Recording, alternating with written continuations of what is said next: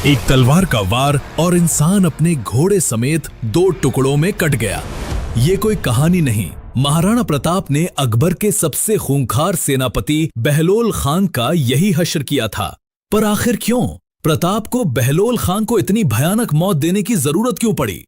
इसके पीछे छुपा है एक ऐसा राज और स्वाभिमान की वो लड़ाई जो आज भी आपके रोंगटे खड़े कर देगी। मेवाड़ के इस स्वाभिमान की पूरी कहानी जानने के लिए इस गाथा को आखिर तक जरूर पढ़िएगा। और अगर ये वीर गाथा आपका सीना भी गर्व से चौड़ा कर दे तो इसे साझा करना ना भूलें। तो चलिए शुरू करते हैं। ये कहानी सिर्फ एक युद्ध की नहीं है, ये कहानी है 2 विचारधाराओं के टकराव की। एक तरफ थी विस्तारवाद की मुगलिया सल्तनत, जिसका बादशाह जलालुद्दीन मोहम्मद अकबर पूरे हिंदुस्तान को एक झंडे के नीचे लाना चाहता था, चाहे संधि से या तलवार से। और दूसरी तरफ थी मेवाड़ की हजारों साल पुरानी परंपरा, संस्कृति और आजादी की वो लौ जिसे थामे खड़ा था एक अकेला सूरज, महाराणा प्रताप। इस कहानी को समझने के लिए हमें समय में थोड़ा पीछे चलना होगा, उस दौर में जब दिल्ली का तख्त हिंदुस्तान की किस्मत लिख रहा था। 16वीं सदी का हिंदुस्तान एक विशाल शतरंज की बिसात जैसा था। अकबर एक माहिर खिलाड़ी की तरह एक एक कर रियासतों को अपने पाले में कर रहा था। उसकी सुलह कुल की नीति, जिसमें वो दूसरे धर्मों का सम्मान करता था और राजपूत राजकुमारियों से शादी कर उन्हें अपने हरम की मलिका बनाता था, बेहद कारगर साबित हो रही थी। आमेर, बीकानेर, जोधपुर जैसे बड़े बड़े राजपूत घराने मुगलिया सल्तनत के स्तंभ बन चुके थे। इन राजाओं ने अपनी बेटियों और बहनों की डोलियां दिल्ली भेजकर अपनी रियासतों के लिए सुरक्षा और ऊंचे पद हासिल कर लिए थे। उन्हें लगता था कि बहती गंगा में हाथ धोना ही समझदारी है। अकबर की छत्र छाया में उन्हें जागीरें मिल रही थीं, मनसब मिल रहे थे और सबसे बढ़कर युद्ध का खतरा टल रहा था। लेकिन इस बिसात पर एक किला ऐसा था जो किसी भी कीमत पर झुकने को तैयार नहीं था। वो किला था मेवाड़ का और उसका राजा था महाराणा प्रताप। मेवाड़ कोई साधारण रियासत नहीं थी, ये बप्पा रावल और राणा सांगा जैसे योद्धाओं की भूमि थी, जिन्होंने सदियों तक विदेशी आक्रांताओं को धूल चटाई थी। यहां की मिट्टी में गुलामी स्वीकार करना नहीं लिखा था। यहां के लोगों ने अपनी आजादी को हमेशा अपनी जान से ज्यादा चाहा था। प्रताप के पिता महाराणा उदय सिंह अकबर की ताकत का स्वाद चख चुके थे। 1567 में अकबर ने खुद एक विशाल सेना लेकर चित्तौड़गढ़ को घेर लिया था। महीनों तक चले उस घेराव के बाद जब मुगलों ने किले की दीवारें तोड़ दी तो राजपूतों ने इतिहास का सबसे भयंकर जौहर और साका किया। हजारों राजपूत वीरांगनाएं अपने सम्मान की रक्षा के लिए आग की लपटों में कूद गईं और हजारों राजपूत योद्धा केसरिया बाना पहनकर दुश्मन पर भूखे शेरों की तरह टूट पड़े और लड़ते लड़ते वीर गति को प्राप्त हुए।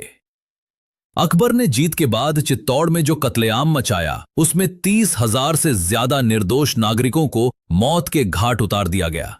यह घटना प्रताप के किशोर मन पर एक गहरे जख्म की तरह अंकित हो गई थी। उन्होंने अपनी आंखों से अपनी मातृभूमि को जलते और अपने लोगों को कटते देखा था। उन्होंने उसी दिन कसम खाई थी कि जब तक वो चित्तौड़ को वापस आजाद नहीं करा लेते, वो सोने चांदी के बर्तनों में खाना नहीं खाएंगे, मुलायम बिस्तर पर नहीं सोएंगे और महलों में नहीं रहेंगे। उनकी ये प्रतिज्ञा सिर्फ शब्द नहीं थे, ये उनके जीवन का एकमात्र लक्ष्य बन गया था। 1572 में जब प्रताप का राज्याभिषेक हुआ तो उन्हें विरासत में कांटों का ताज मिला था। मेवाड़ का खजाना खाली था, सेना छोटी थी और ज्यादातर उपजाऊ भूमि पर मुगलों का कब्जा था। उनके अपने भाई जैसे जगमाल भी उनसे नाराज होकर अकबर की शरण में चले गए थे। चारों तरफ निराशा और हताशा का माहौल था। लेकिन प्रताप निराशावादी नहीं थे, वो एक सच्चे जननायक थे। उन्होंने महलों को छोड़कर अरावली के पहाड़ों और जंगलों को अपना घर बनाया। उन्होंने भील जनजाति के लोगों को, जिन्हें समाज अक्सर नीची नजर से देखता था, अपने साथ मिलाया। भील अपनी तीरंदाजी और गुरिल्ला युद्ध की कला में माहिर थे। प्रताप ने उनके साथ खाना खाया, उनके साथ जमीन पर सोए और उन्हें वो सम्मान दिया जिसके वो हकदार थे। भीलों ने भी प्रताप को अपना देवता मान लिया। और उनके एक इशारे पर जान देने को तैयार हो गए। राणा पूंजा भील उनके सबसे भरोसेमंद सेनापतियों में से एक बने। प्रताप ने अपनी छोटी सी सेना को एक नई युद्ध नीति सिखाई। वो जानते थे कि वो मैदानी इलाकों में मोहलों की विशाल और सुसज्जित सेना का सामना नहीं कर सकते, इसलिए उन्होंने पहाड़ों को अपना सबसे बड़ा हथियार बनाया। उनकी रणनीति थी मारो और भाग जाओ। वो अचानक मुगल चौकियों पर हमला करते, उनका रसद लूटते और वापस घने जंगलों में गायब हो जाते, जहां मुगल सेना उनका पीछा नहीं कर पाती थी। अकबर एक चतुर बादशाह था। वो जानता था कि युद्ध हमेशा आखिरी विकल्प होना चाहिए। उसने प्रताप की शोहरत और उनके दृढ़ निश्चय के बारे में सुन रखा था। वो मेवाड़ जैसे सम्मानित वंश को अपने दुश्मनों की सूची में नहीं रखना चाहता था। उसने सोचा कि जैसे बाकी राजपूत राजा मान गए, वैसे ही प्रताप भी मान जाएंगे। 1572 से 1573 के बीच अकबर ने प्रताप के पास 4 शांति दूत भेजे। जलाल खान कोरची, एक कुशल वार्ताकार जिसने प्रताप को मुगल आधिपत्य स्वीकार करने के फायदे गिनाए। प्रताप ने विनम्रता से मना कर दिया। मान सिंह, आमेर के राजकुमार मान सिंह, जो अकबर के सबसे भरोसेमंद सेनापतियों में से एक थे और रिश्ते में अकबर के साले लगते थे। अकबर को लगा कि एक राजपूत ही दूसरे राजपूत को बेहतर समझा सकता था। मान सिंह एक भव्य सेना के साथ उदयपुर पहुंचे। प्रताप ने उनका स्वागत किया, लेकिन जब उदय सागर झील के किनारे भोज का आयोजन हुआ तो प्रताप खुद नहीं आए और अपने पुत्र अमर सिंह को भेज दिया। जब मान सिंह ने इसका कारण पूछा तो अमर सिंह ने प्रताप का संदेश सुनाया। मैं उस राजपूत के साथ भोजन नहीं कर सकता जिसने अपनी बहन एक तुर्क को दी हो और जिसके साथ बैठकर मैं अपना आत्मसम्मान खो दूं। यह एक सीधा और तीखा अपमान था। मान सिंह गुस्से से आग बबूला हो गया और जाते जाते धमकी दी, मैं तुम्हारे इस घमंड को युद्ध के मैदान में कुचल दूंगा। प्रताप ने शांति से जवाब दिया, जिस दिन आप आएंगे हम आपका स्वागत अपनी तलवारों से करेंगे। भगवंत दास, मान सिंह के पिता और आमेर के राजा, वो भी प्रताप को समझाने में नाकाम रहे। राजा टोडरमल, अकबर के वित्त मंत्री और एक और कुशल रणनीतिकार, उन्होंने भी प्रताप को बहुत समझाया, लेकिन प्रताप का एक ही जवाब था, मेवाड़ की धरती पर सिर्फ मेवाड़ का झंडा लहराएगा। इन 4 असफलताओं ने, खासकर मान सिंह के अपमान ने अकबर के सब्र का बांध तोड़ दिया। अब यह मामला सिर्फ एक रियासत को झुकाने का नहीं, बल्कि मुगलिया सल्तनत की इज्जत का बन गया था। अकबर ने फैसला किया कि जो चीज संधि से हासिल नहीं हो सकी, उसे अब तलवार से हासिल किया जाएगा। जब अकबर ने युद्ध का ऐलान किया तो उसने इस अभियान की कमान किसी और को नहीं, बल्कि मान सिंह को ही सौंपी। ये एक सोची समझी चाल थी, राजपूत को राजपूत से ललाने की। मान सिंह के नेतृत्व में 80,000 से ज्यादा घुड़सवार, पैदल सैनिक, तोपखाने और जंगी हाथियों की एक अजेय समझी जाने वाली सेना अजमेर में इकट्ठा हुई। इस सेना में एक नाम ऐसा था जिसका खौफ दुश्मनों के दिलों में बसता था, बहलोल खान। बहलोल खान कोई आम सिपाही या सेनापति नहीं था। वो दिल्ली सल्तनत का सबसे क्रूर और ताकतवर योद्धा माना जाता था। वो एक पठान था जिसकी ऊंचाई और ताकत किसी दैत्य जैसी थी। कहा जाता है कि वो अकेले ही एक भैंसे को उठाकर पटक सकता था। उसका शरीर फौलाद की तरह था और उसकी तलवारबाजी का कोई सानी नहीं था। लेकिन उसकी असली पहचान उसकी ताकत नहीं, उसकी क्रूरता थी। वो जहां भी जाता था लाशों के ढेर लगा देता था। उसे विद्रोह कुचलने में महारत हासिल थी। वो दुश्मन को मारने के बाद उनके सिरों का पिरामिड बनवाता था ताकि देखने वालों की रूह कांप जाए। वो अकबर की विस्तारवादी नीति का वो नंगा सच था जिसे कूटनीति के मखमली दस्ताने से छिपाया जाता था। वो अकबर का अंतिम समाधान था। उसे इस अभियान में एक खास मकसद से भेजा गया था। उसे मान सिंह से कहा गया था कि अगर प्रताप किसी भी तरह हाथ आ जाए तो उसे जिंदा या मुर्दा पकड़ने का काम बहलोल खान का होगा। मुगल खेमे में वो अक्सर अपनी मूंछों पर ताव देकर कहता था, पहाड़ों में चूहे की तरह छिपे उस प्रताप को मैं अपनी तलवार के एक ही वार से 2 टुकड़े कर दूंगा। देखना, मैं उसे जंजीरों में जकड़कर शहंशाह के कदमों में डालूंगा। उसे अपने लोहे के कवच और अपनी पाश्विक शक्ति पर अटूट विश्वास था। वो मेवाड़ के राजपूतों को कीड़े मकोड़ों से ज्यादा नहीं समझता था। जब प्रताप को मुगल सेना के कूच करने की खबर मिली तो उन्होंने अपने सभी सरदारों को इकट्ठा किया। उनके पास मात्र 20,000 सैनिक थे। संख्या में वो मुगलों के सामने कहीं नहीं टिकते थे, लेकिन उनके सैनिकों की आंखों में डर नहीं, अपनी मातृभूमि के लिए मर मिटने का जज्बा था। इस सेना की सबसे बड़ी खासियत इसकी विविधता थी। यहां ग्वालियर के राजा राम शाह तंवर अपने बेटों के साथ थे, जिन्होंने अपना राजपाट खोने के बाद भी प्रताप का साथ नहीं छोड़ा था। यहां हकीम खान सूर थे, एक पठान जो एक राजपूत राजा की आजादी के लिए लड़ रहे थे, जो इस बात का सबूत था कि ये लड़ाई धर्म की नहीं बल्कि स्वाभिमान की थी। और यहां हजारों की संख्या में भील धनुर्धर थे, जो अरावली के चप्पे चप्पे से वाकिफ थे। प्रताप ने युद्ध के लिए उस जगह को चुना जो उनकी सबसे बड़ी ताकत थी, हल्दी घाटी। ये खमनौर और बलीछा गांवों के बीच एक बेहद संकरी घाटी थी, जिसकी मिट्टी हल्दी जैसी पीली थी। ये घाटी इतनी तंग थी कि इसमें एक बार में कुछ सैनिक ही प्रवेश कर सकते थे। ये जगह मुगलों की विशाल संख्या और उनके तोपखाने को बेअसर करने के लिए एकदम सही थी। प्रताप की योजना थी कि वो मुगल सेना को इस घाटी में फंसाकर उन पर चारों तरफ से हमला करेंगे। 18 जून 1576 की सुबह आसमान में सूरज आग उगल रहा था। हल्दी घाटी की फिजा में एक अजीब सी खामोशी थी, और फिर वो खामोशी टूटी नगाड़ों की गड़गड़ाहट और अल्लाहू अकबर के नारों से। मुगल सेना घाटी में प्रवेश कर रही थी। जैसे ही मुगल सेना का अगला दस्ता घाटी के बीच पहुंचा, पहाड़ों के ऊपर से हजारों तीरों की बारिश होने लगी। ये भील धनुर्धरों का हमला था। इससे पहले कि मुगल सैनिक कुछ समझ पाते, हर हर महादेव का जय घोष करते हुए महाराणा प्रताप अपने वीर राजपूतों के साथ उन पर टूट पड़े। ये एक हमला नहीं, प्रलय था। राजपूत सैनिक संख्या में कम थे, लेकिन उनमें से हर एक 10-10 पर भारी पड़ रहा था। प्रताप अपने नीले घोड़े चेतक पर सवार साक्षात महाकाल लग रहे थे। 80 किलो का भाला, कमर में 2 तलवारें और फौलाद का कवच पहने वो जिधर भी जाते लाशों के ढेर लग जाते। उनका घोड़ा चेतक भी किसी साधारण जानवर की तरह नहीं, बल्कि एक योद्धा की तरह लड़ रहा था। वो अपने पैरों की टापों से दुश्मनों को कुचल रहा था। राजपूतों के इस भयानक आक्रमण से मुगल सेना के पैर उखड़ गए। उनके शुरुआती दस्ते गाजर मूली की तरह कटने लगे और जान बचाकर पीछे भागने लगे। एक समय तो ऐसा आया कि मुगल सेना में भगदड़ मच गई।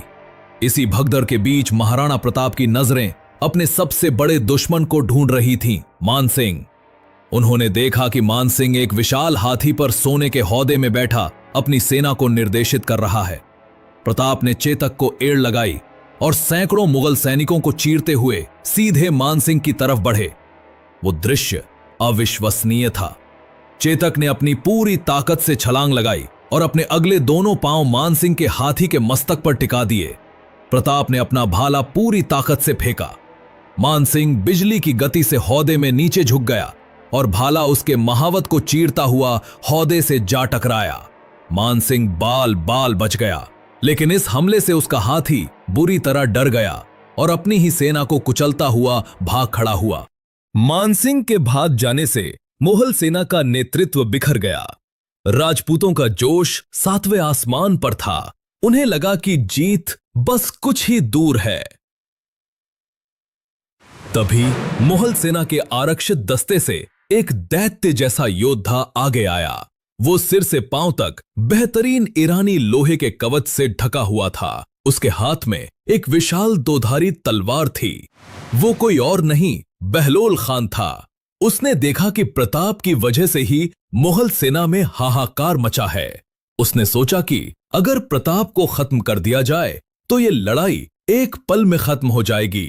अपनी ताकत और अपने कवच के घमंड में चूर वो अल्लाहू अकबर का नारा लगाता हुआ सीधा प्रताप की ओर लपका।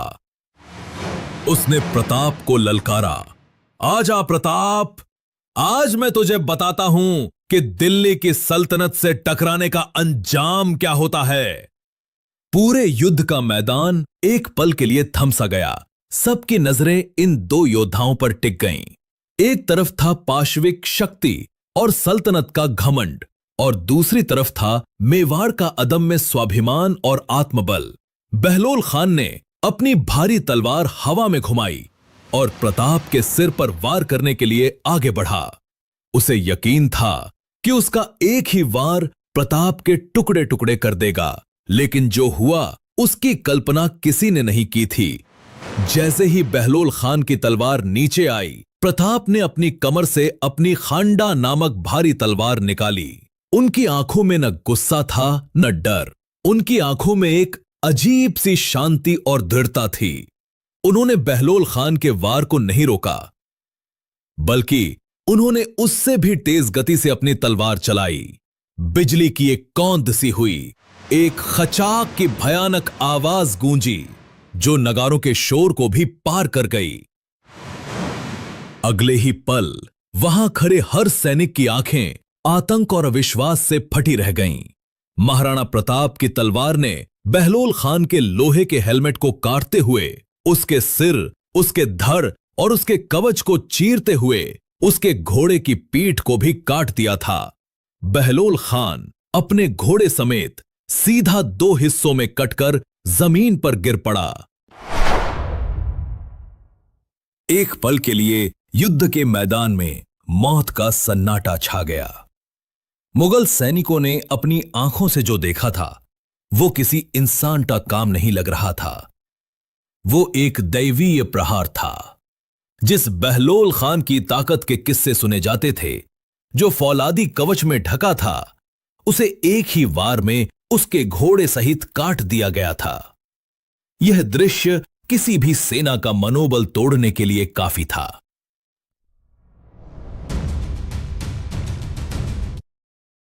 अब हम उस सवाल पर वापस आते हैं, प्रताप को बहलोल खान को इतनी भयानक मौत देने की जरूरत क्यों पड़ी? यह सिर्फ एक दुश्मन को मारना नहीं था, यह एक संदेश था, अकबर के लिए संदेश। यह अकबर के लिए एक सीधा और क्रूर संदेश था। प्रताप ये कह रहे थे, तुम अपनी सबसे बड़ी ताकत, अपने सबसे खूंखार योद्धा को भेजकर देख लो, तुम्हारा फौलाद, तुम्हारी ताकत, तुम्हारा घमंड, सब कुछ मेवाड़ के स्वाभिमान के आगे बेकार है। हम घास की रोटी खा लेंगे लेकिन तुम्हारी गुलामी स्वीकार नहीं करेंगे। जो भी इस धरती पर बुरी नजर से देखेगा उसका यही हश्र होगा। मनोवैज्ञानिक युद्ध, ये मनोवैज्ञानिक युद्ध का एक उत्कृष्ट उदाहरण था। इस एक घटना ने मुगल सेना के दिल में ऐसा खौफ भर दिया जिसे वो कभी नहीं भुला पाए। उन्होंने समझ लिया कि वो किसी आम राजा से नहीं बल्कि अपनी मातृभूमि के लिए कुछ भी कर गुजरने वाले योद्धाओं से लड़ रहे हैं। इस प्रहार ने उनके लड़ने की इच्छा को ही मार दिया। घमंड का विनाश। बहलोल खान सिर्फ एक व्यक्ति नहीं था, वो मुगलिया सल्तनत के उस घमंड का प्रतीक था जो मानता था कि हर चीज को ताकत से खरीदा या कुचला जा सकता है। प्रताप का वो वार उस घमंड पर किया गया प्रहार था। उन्होंने ये साबित कर दिया कि आत्मबल और स्वाभिमान के सामने शारीरिक बल हमेशा बौना होता है। बहलोल खान की मौत के बाद मुगल सेना में भगदड़ मच गई। हालांकि मुगल सेना बहुत बड़ी थी और उन्होंने अपने आरक्षित दस्तों को आगे कर लड़ाई को संभाल लिया। युद्ध के दौरान प्रताप चारों तरफ से घिर गए थे और उनका प्रिय घोड़ा चेतक भी बुरी तरह घायल हो गया था।